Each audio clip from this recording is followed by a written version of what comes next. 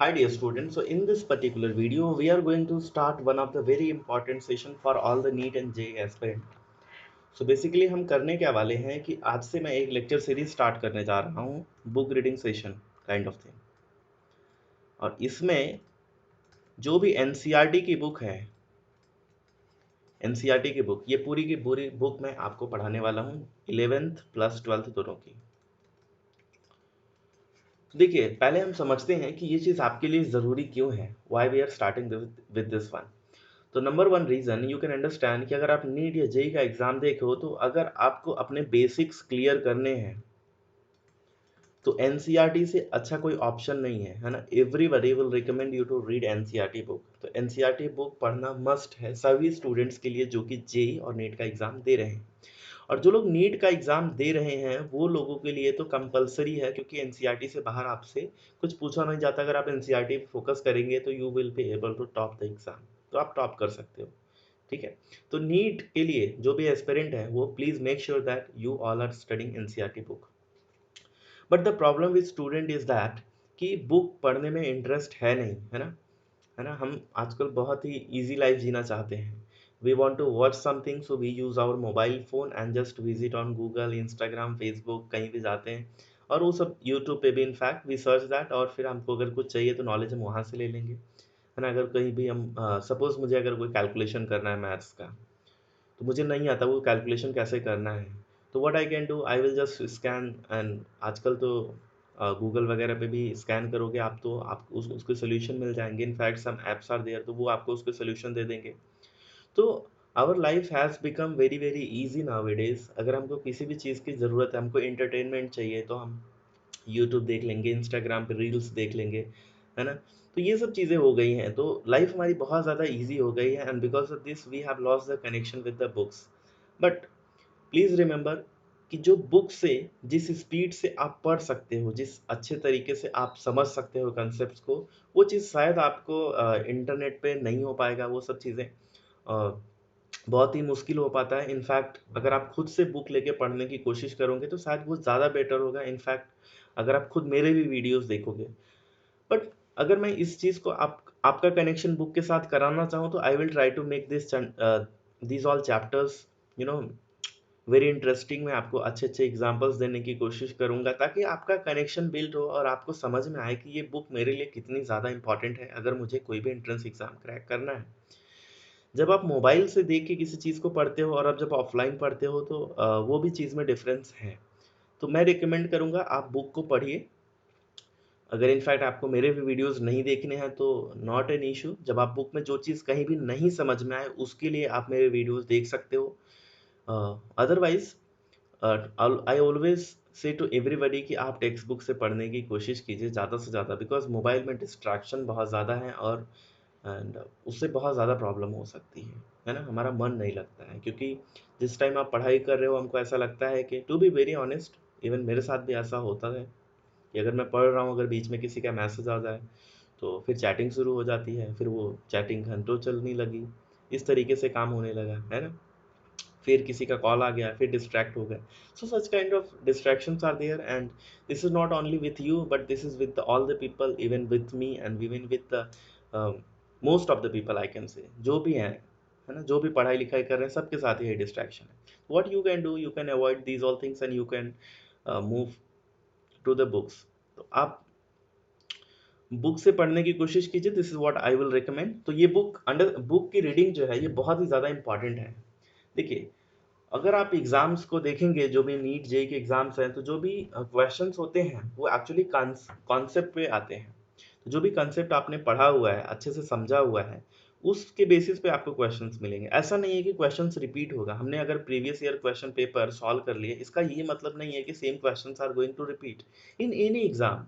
छोटे से छोटे एग्जाम, बड़े से बड़े एग्जाम में भी क्वेश्चंस रिपीट नहीं होते हैं। कॉम्पिटिशन इस लेवल इतना हाई है कि प्रीवियस ईयर क्वेश्चन पेपर आप सॉल्व करोगे तो उसका भी बहुत ज़्यादा मतलब नहीं निकलेगा, है ना।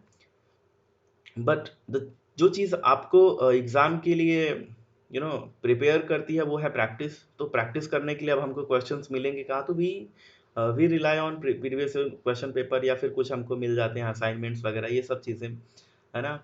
और फिर इसके अलावा हम कुछ बुक्स की भी प्रैक्टिस करते हैं। तो ये सब चीज़ें हो गई। So without wasting much time, तो ये सब डिस्कशन के लिए मैं आपके लिए मैं एक अलग से वीडियो बना दूंगा कि why we should study books, है ना। बुक की स्टडी करना क्यों ज़रूरी है नीट वालों के लिए, स्पेशली जेई वालों के लिए और सीईटी एग्जाम्स के लिए, ये सब के लिए क्यों इतना ज़्यादा ज़रूरी है बुक की पढ़ाई करना। और मैं आपको ये भी बताऊंगा कि पढ़ना कैसे है, तो इसके लिए मैं एक अलग से वीडियो बनाऊंगा। But however let's try to start with this one. So start करने की कोशिश करते हैं। I will definitely continue this series. तो इसमें मैं सारे जो भी चैप्टर्स हैं नीट के, आई विल डेफिनेटली ट्राई कि ये चैप्टर्स को मैं आपको पढ़ा दूँ अच्छे से। आप खुद ऑफलाइन पढ़ने की कोशिश की, जब आप कहीं भी फंस जाएंगे, जब आप नहीं समझ में आ रहा है कोई चीज़, तो आप उसके लिए मेरे वीडियोस को देख सकते हैं। This will be A supporting material for you, ठीक है। और even you can rely on this one अगर आप पढ़ना चाहो तो। बट मैं आपको यही हमेशा से बोलूँगा कि आप अच्छी प्रैक्टिस करें, है ना। आई विल नॉट से कि आप मेरे ही वीडियोस केवल देखते ही रहिए, इसे ही से पूरा कंप्लीट करने की कोशिश कीजिए, क्योंकि यहाँ से भी आपको डिस्ट्रैक्शन कहीं ना कहीं मिलेगा। तो अगर आप टेक्स्ट बुक से पढ़ते हो तो ज़्यादा ईजी है। हाउएवर अगर कुछ कंसेप्ट वहाँ पे नहीं समझ में आए तो उसके लिए आप यहाँ पे आ सकते हैं। तो देखिए, let's try to understand the first one. तो इंट्रोडक्शन पार्ट का हम कवर करेंगे and I will try to give you short clips, छोटे छोटे क्लिप्स मैं आपको देने की कोशिश करूंगा, और फिर वहाँ से आप समझ सकते हो चीज़ों को, है ना। तो देखिए, कहना क्या चाहता है कि पहली अगर लाइन इसमें हम ऑब्जर्व करें, तो यहाँ पे ये कहना चाहता है कि जो पिछला चैप्टर था उसमें हमने सिंगल पार्टिकल मैटर के बारे में पढ़ा था, यानी कि एटम कैसे होते हैं, उनके एटॉमिक साइज के बारे में, ionisation enthalpy, electronic charge density, molecular shape, polarity, basically chemical bonding और पीरियोडिक टेबल चैप्टर्स की बातें हो रही हैं। तो अभी होता ये है कि जो सिंगल सिंगल एटम है और जो बल्क में है, जहाँ भी कहीं बहुत सारे मॉलिक्यूल्स या एटम्स प्रेजेंट हैं, तो उस केस में हमको उनकी जो कैरेक्टरिस्टिक्स है, यानी ऑब्जर्वेबल कैरेक्टरिस्टिक्स की बात करें हम, तो वो टोटली डिफरेंट हमको देखने को मिलती है। जैसे फॉर एग्जांपल यहाँ पे ये लिखा हुआ है, most of the observable characteristics of a chemical system with which we are familiar represents bulk properties of the matter. जैसे फॉर एग्जांपल अगर कोई चीज़ सॉलिड फॉर्म में एग्जिस्ट कर रही है, लिक्विड फॉर्म में एग्जिस्ट कर रही है, गैस फॉर्म में एग्जिस्ट कर रही है, तो इसका जो कंपोजिशन है, मान लेते हैं वाटर, तो सबका कंपोजिशन H2O ही है। बट सॉलिड, लिक्विड, गैस, ये तीनों फॉर्म में प्रेजेंट हो रहा है, आपको तीनों फॉर्म में देखने को मिल जाएगा। तो ऐसा क्यों हो रहा है ना। अगर ये वाटर मॉलिक्यूल की हम बात करें तो सिंगल वाटर मॉलिक्यूल बॉयल भी नहीं होता। अगर मैं सिंगल वाटर मॉलिक्यूल को बॉयल करने की कोशिश करूं तो ये बॉयल थोड़ी होगा। लेकिन जब हम बल्क की बात करेंगे तो मैं आपको बोलूंगा कि आइस की अगर मैं बात करूं तो आइस का मेल्टिंग पॉइंट अलग होगा, लिक्विड की बॉइलिंग पॉइंट अलग होगी, है ना। तो इस तरीके से हमको देखने को मिलता है काफ़ी सारी ऑब्जर्वेबल जो कैरेक्टरिस्टिक्स हैं, यानी कि वो सिंगल एटम की नहीं है, बल्कि they represents the bulk property of the matter. तो जो भी बल्क में प्रेजेंट है उसकी हम बात करेंगे, ठीक है। तो ये सब चीज़ें हो गई। जैसे ये भी कहा गया है कि वाटर मॉलिक्यूल है अगर, तो ये वेट नहीं करेगा, this is not going to wet. But if I discuss कि आपके पास एक बाल्टी पानी है ना, when we have bulk matter, so this is going to wet, ये गीला कर देगा, है ना। जैसे आपको अगर नदी में आप कूद जाएंगे तो फिर क्या होगा कि आप गीले हो जाएंगे, तो वही बात यहाँ पे बोला जा रहा है आपसे, है ना। आई होप यहाँ तक चीज़ें समझ में आ गई होंगी। अब देखिए, ये भी बोला जा रहा है कि यहाँ पे जैसे केमिकल प्रॉपर्टीज जो हैं, केमिकल प्रॉपर्टीज की अगर मैं बात करूँ, वाटर की केमिकल प्रॉपर्टीज जो है वो तो सेम रहने वाली है ना। Chemical properties will be same, but जो उसका फिजिकल स्टेट है आप देख सकते हो, ये सॉलिड में भी एग्जिस्ट करता है, लिक्विड में भी, गैसेस स्टेट में भी। तो ये सब एग्जिस्ट करते हैं। वाटर मॉलिक्यूल एग्जिस्ट करता है 3 फॉर्म में, बट इसकी जो केमिकल प्रॉपर्टी है वो आपको सेम देखने को मिलेगी, ठीक है। अब ये जो 3 स्टेट्स आपको देखने को मिल रहे हैं, ऐसा क्यों है, सॉलिड, लिक्विड, गैस, ऐसा आपको क्यों देखने को मिल रहा है। तो यहाँ पे ये बोला गया है कि this depends on the energy of the molecule and on the manner in which water molecule aggregate, यानी कि वाटर मॉलिक्यूल का अरेंजमेंट किस तरीके से किया गया है सिस्टम के अंदर, है ना। जैसे मैं यहाँ पे आपको दिखा देता हूँ, जैसे अगर हम बात करें, ये सॉलिड हो गया क्योंकि यहाँ पे मॉलिक्यूल पास पास है, ये लिक्विड हो गया, ये गैस हो गया। तो इनका अरेंजमेंट किस तरीके से हुआ है ये बात पे डिपेंड करेगा, और फिर इस बात पे भी डिपेंड करेगा कि यहाँ पे जो मॉलिक्यूल्स हैं इनकी एनर्जी क्या है। तो इसकी जैसी भी एनर्जी रहेगी उसके बेसिस पे यहाँ पे मॉलिक्यूल का जो फिजिकल स्टेट है वो चीज़ डिपेंड करेगा। ये केवल वाटर मॉलिक्यूल के नहीं, but this is applicable for the other substance as well, ठीक है। तो ये सब चीज़ें मैंने आपके साथ डिस्कस कर दी। तो ये चीज़ फिजिकल प्रॉपर्टी और केमिकल प्रॉपर्टी के बारे में मैंने आपके साथ डिस्कस किया कि फिजिकल प्रॉपर्टी जो है ये अलग हो सकती है, This can be different, but chemical property of any material, chemical property will be same. Chemical property तो उसकी सेम रहने वाली है ना, यहाँ पे यही चीज बोला गया है। अब नेक्स्ट ये बोला जा रहा है कि इसका जो रेट ऑफ रिएक्शन होगा ये भी फिजिकल स्टेट पे डिपेंड करेगा। अब ये कैसे करेगा समझने की कोशिश करते हैं। जैसे मान लीजिए अगर हमारे पास कोई रिएक्शन हो रहा है, तो अगर हम सॉलिड स्टेट में रिएक्शन कराने की कोशिश करें और फिर वही रिएक्शन को हम लिक्विड स्टेट में कराने की कोशिश करें, तो उसके रेट में आपको चेंज देखने को मिलेगा। जैसे अगर मैं लिक्विड में अगर रिएक्शन कराऊंगा तो दिस विल बी फास्टर, अगर मैं सॉलिड में कराऊंगा this will be slower, because जो मॉलिक्यूल्स हैं वो आपस में इंटरैक्ट ही प्रॉपरली नहीं कर पाते, तो जिसकी वजह से सॉलिड के केस में आपको रेट ऑफ रिएक्शन स्लो देखने को मिलेगा, है ना, rate of reaction will be down.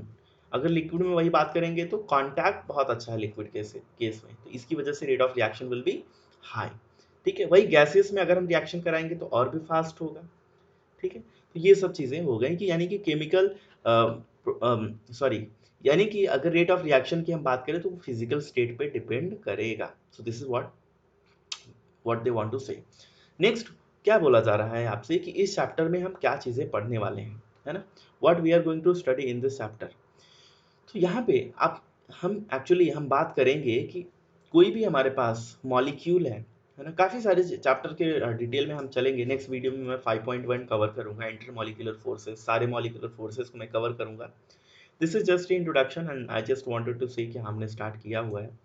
ठीक है, अब यहाँ पे हम ये चीज़ समझने की कोशिश करेंगे कि यहाँ वी नीड टू अंडरस्टैंड कि ये जो इंटर मॉलिक्यूलर फोर्सेस हैं और जो मॉलिक्यूलर इंटरेक्शन हो रहे हैं, है ना, और जो थर्मल एनर्जी है, मोशन ऑफ पार्टिकल है, तो ये सब चीज़ों के बारे में हम डिस्कस करेंगे कि ये सब चीज़ें कैसे हो रही हैं।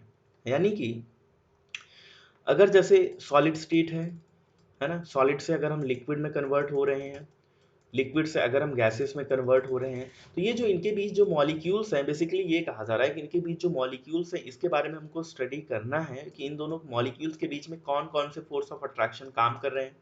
यानी सॉलिड स्टेट में मॉलिक्यूल क्यों होगा, लिक्विड में क्यों होगा, what is the reason, gaseous में क्यों होगा, और मुझे अगर सॉलिड से मैं लिक्विड चेंज कर रहा हूँ तो यहाँ पे कैसे मैं कर सकता हूँ, है ना।